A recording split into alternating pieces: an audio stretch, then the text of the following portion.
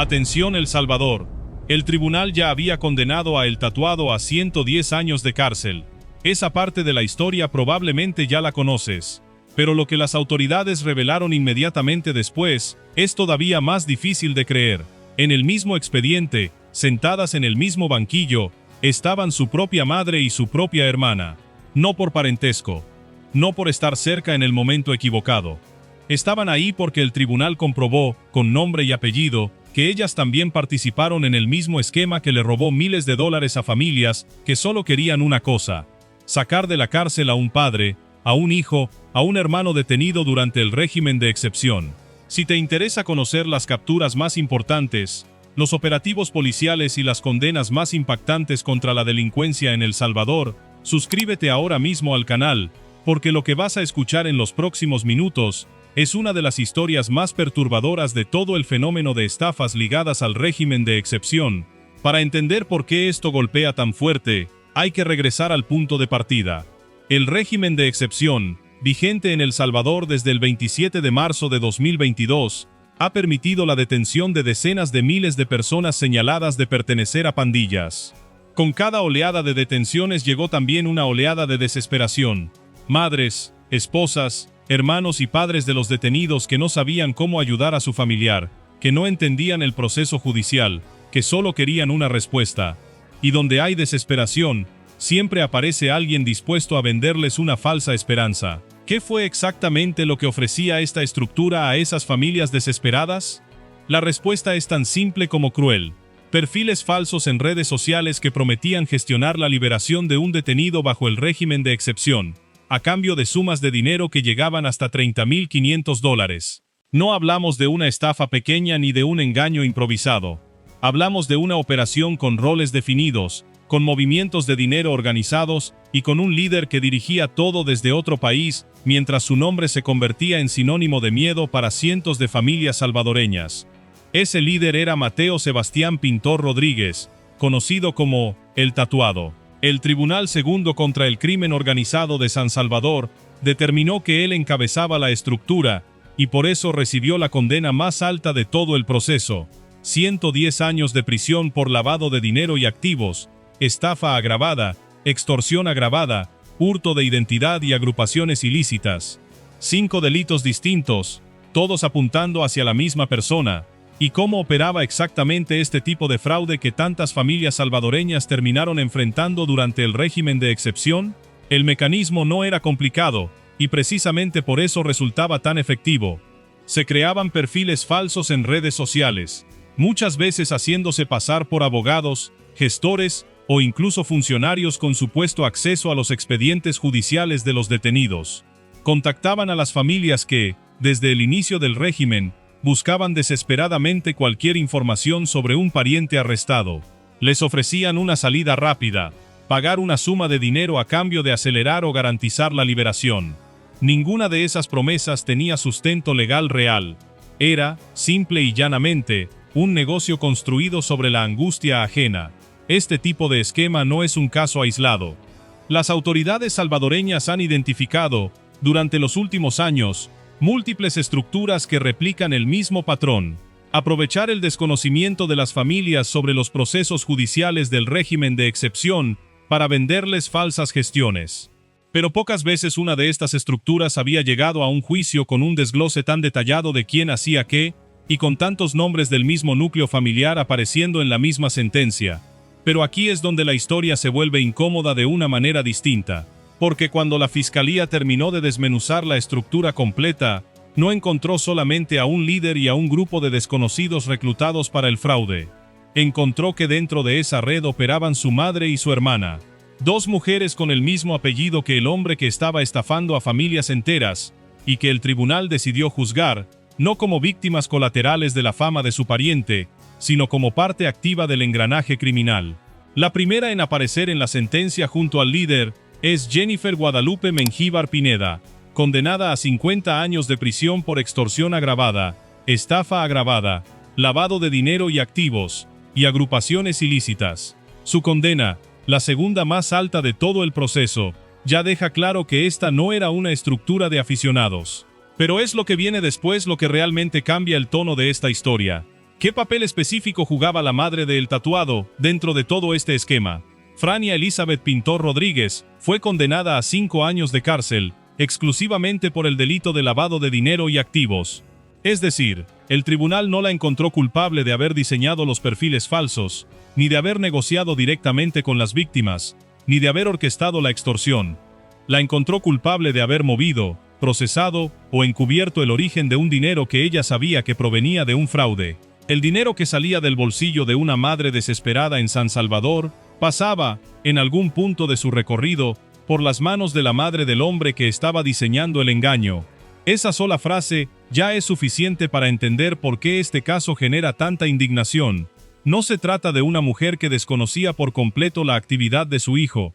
Se trata de una mujer a la que la justicia salvadoreña logró vincular directamente con el flujo de dinero robado, con pruebas suficientes para sostener una condena firme por lavado de activos. ¿Y qué dice esto sobre el resto de las familias que, en algún momento, pudieron sospechar de dónde salía el dinero de un pariente vinculado a estructuras criminales, pero decidieron no preguntar?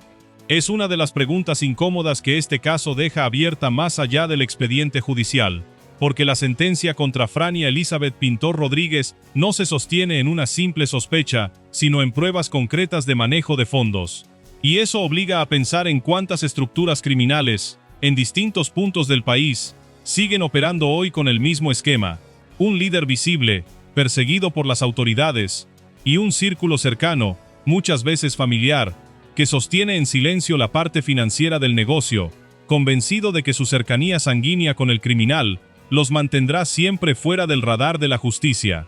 Y si la participación de la madre ya resulta perturbadora, la de la hermana resulta todavía más grave.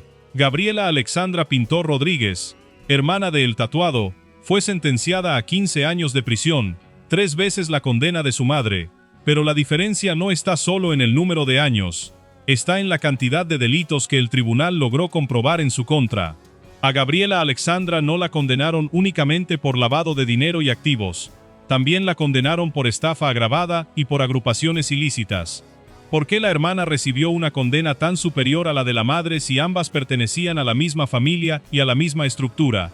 La respuesta está en el nivel de involucramiento operativo. Mientras la responsabilidad comprobada de la madre se limitó al manejo del dinero ya obtenido, la hermana fue vinculada directamente con la comisión del engaño hacia las víctimas, la estafa agravada, y con la pertenencia formal a la organización criminal, las agrupaciones ilícitas.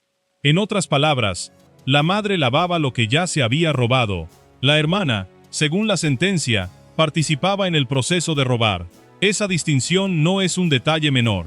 Es la diferencia entre ser cómplice pasivo del delito de otro y ser una pieza activa dentro de la maquinaria que diseñaba, ejecutaba y sostenía el fraude contra familias completas.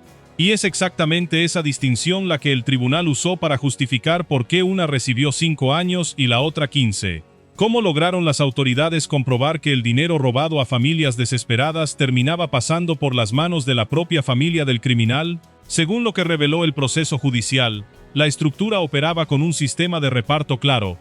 Las transferencias que las víctimas hacían, confiando en que estaban pagando por la libertad de un familiar detenido, se distribuían entre los distintos integrantes de la red.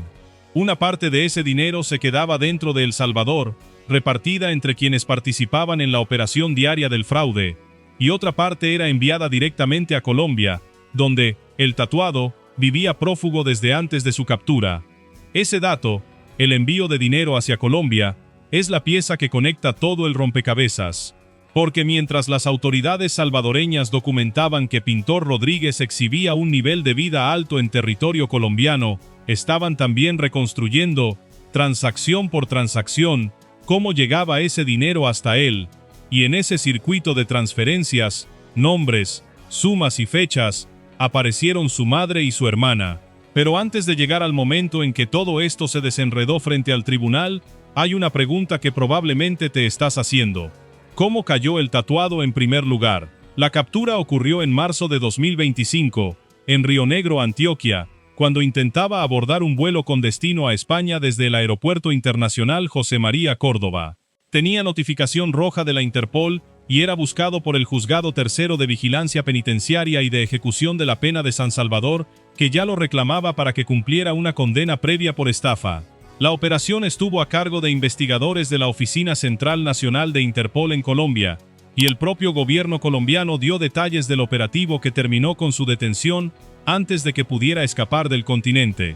Su fuga hacia Colombia, su intento de salir hacia Europa, y su estilo de vida mientras estuvo prófugo, dibujan el perfil de un hombre que creía haber dejado atrás las consecuencias de su esquema. Creía que la distancia física entre San Salvador y Río Negro era suficiente para protegerlo. No contaba con que la cooperación internacional entre autoridades terminaría cerrando el círculo, ni con que, meses después, la Fiscalía General de la República lograría reconstruir en un tribunal salvadoreño toda la cadena de complicidad que sostenía su operación, incluida la que involucraba directamente a su propia sangre. ¿Cómo se reconstruye técnicamente un caso como este dentro de un tribunal? No basta con capturar al líder de una estructura para condenar a toda su red. La Fiscalía General de la República necesita construir, prueba por prueba, la conexión entre cada acusado y el delito específico que se le imputa. En estructuras de lavado de dinero como esta, eso significa rastrear cuentas bancarias, movimientos de efectivo, transferencias electrónicas y, en muchos casos, comunicaciones digitales entre los integrantes de la red. Es un trabajo lento, meticuloso, que puede tardar meses o incluso años en convertirse en una acusación sólida capaz de sostenerse frente a un tribunal contra el crimen organizado.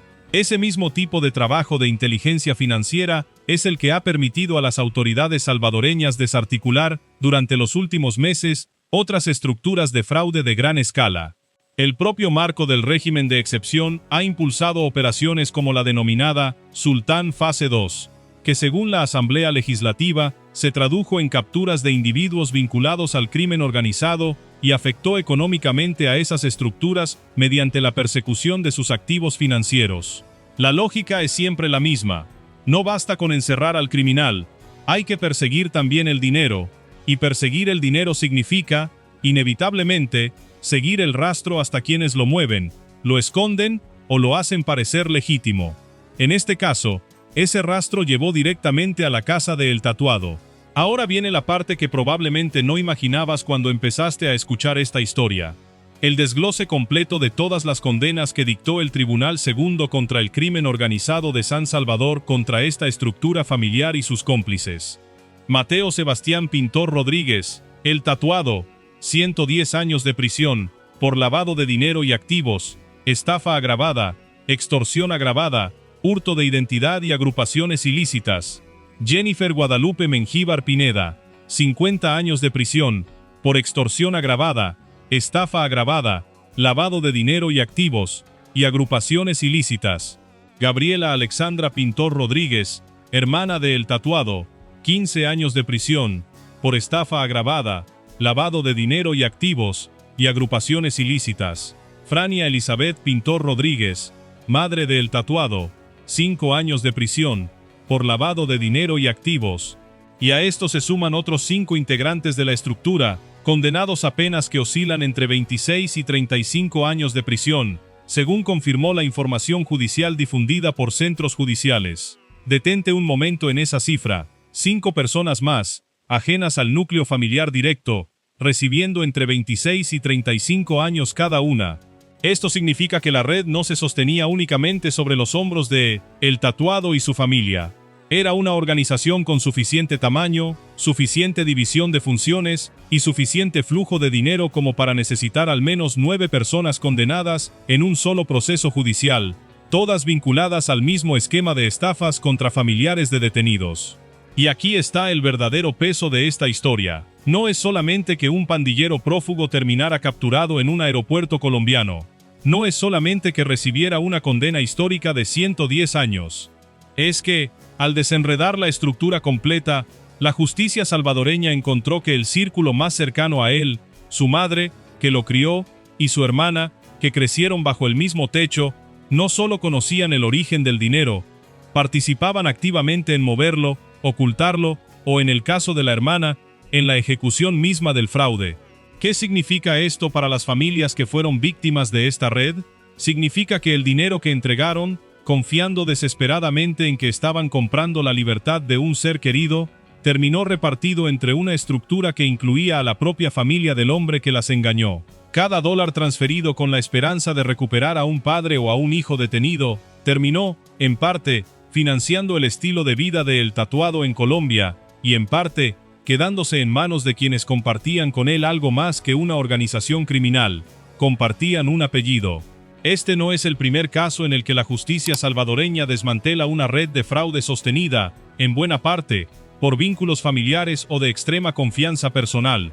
Meses antes, un tribunal distinto había condenado a penas de hasta 199 años a los responsables de una red de estafas inmobiliarias que operaba desde hace más de 4 décadas, en la que varios de los principales condenados también compartían lazos familiares directos dentro de la misma estructura corporativa. El patrón se repite una y otra vez. Cuando una organización criminal necesita absoluta lealtad y silencio, recurre primero a quienes tiene más cerca, y en muchos casos eso significa la propia sangre. Lo que distingue al caso de El Tatuado, dentro de ese patrón más amplio, es la naturaleza de las víctimas. No se trata de inversionistas que buscaban una ganancia, ni de compradores de un inmueble que nunca se entregó. Se trata de familias en el punto más vulnerable de su vida, con un pariente detenido, sin información oficial clara, y con el miedo genuino de no volver a verlo en libertad. Ese tipo de víctima no negocia desde la lógica del cálculo financiero. Negocia desde el miedo y desde la desesperación, y es exactamente ese estado emocional el que la estructura liderada por El Tatuado decidió explotar de manera sistemática, con perfiles falsos diseñados para parecer creíbles, y con un circuito de dinero que, según quedó comprobado, terminaba beneficiando a su propio núcleo familiar. ¿Y qué pasa ahora con las condenas de la madre y la hermana? Al tratarse de una sentencia emitida por el Tribunal Segundo contra el Crimen Organizado de San Salvador, las condenas quedan sujetas a los procedimientos ordinarios de firmeza y posibles recursos que contempla el sistema judicial salvadoreño. Lo que sí queda establecido, de manera oficial, es la responsabilidad penal de ambas mujeres dentro de la estructura, con penas claramente diferenciadas según el nivel de participación que el tribunal logró comprobar en juicio. Este caso se suma a un patrón que las autoridades salvadoreñas han identificado repetidamente durante la vigencia del régimen de excepción: estructuras de fraude que se aprovechan específicamente de la angustia de las familias con parientes detenidos, prometiendo gestiones de liberación que nunca existieron. El régimen de excepción, que según la Asamblea Legislativa acumula 34 prórrogas consecutivas desde su instauración en marzo de 2022, ha reducido de forma sostenida los homicidios en el país, con más de 780 días sin registrar asesinatos, según el decreto de la última extensión. Pero ese mismo contexto de miles de detenciones bajo el régimen ha creado, de manera paralela, un mercado del engaño dirigido a las familias que no saben cómo navegar el proceso judicial de un pariente detenido. Lo que hace único a este caso, dentro de ese patrón más amplio, es precisamente la dimensión familiar. No es solo una red de desconocidos aprovechándose del dolor ajeno, es una madre que, según la sentencia, movía el dinero producto del engaño. Es una hermana que, según la sentencia, participaba directamente en la estafa.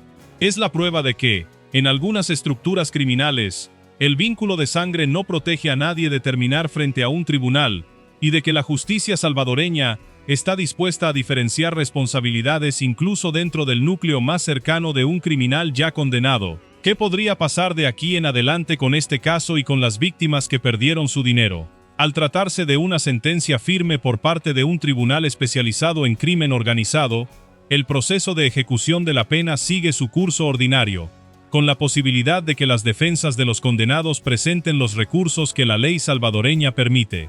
Para las víctimas, la condena representa un reconocimiento oficial de que fueron engañadas, aunque recuperar el dinero perdido suele ser un proceso mucho más lento, y en la práctica, no siempre logra completarse en su totalidad, especialmente cuando parte de esos fondos ya fue transferida al extranjero antes de la captura del líder de la estructura.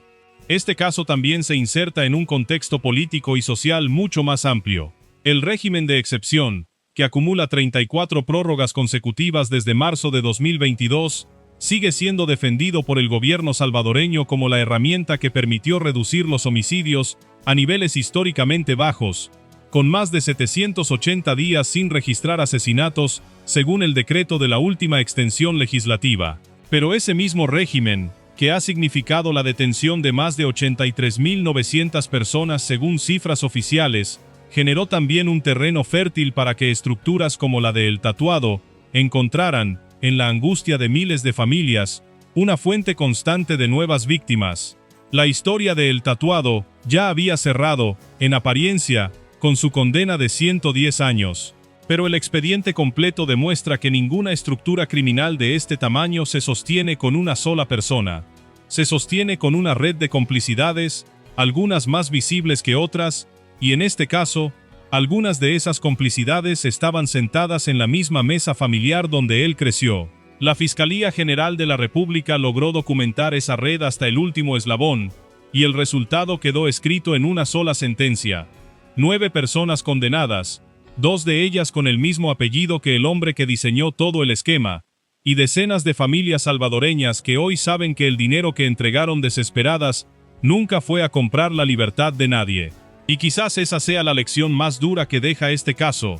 En medio de un país que celebra la caída de sus criminales más buscados, la justicia también tuvo que voltear hacia dentro de la propia familia de uno de ellos, y descubrir que el círculo de complicidad, muchas veces, no empieza en la calle ni en la pandilla, empieza en la mesa donde se come todos los días.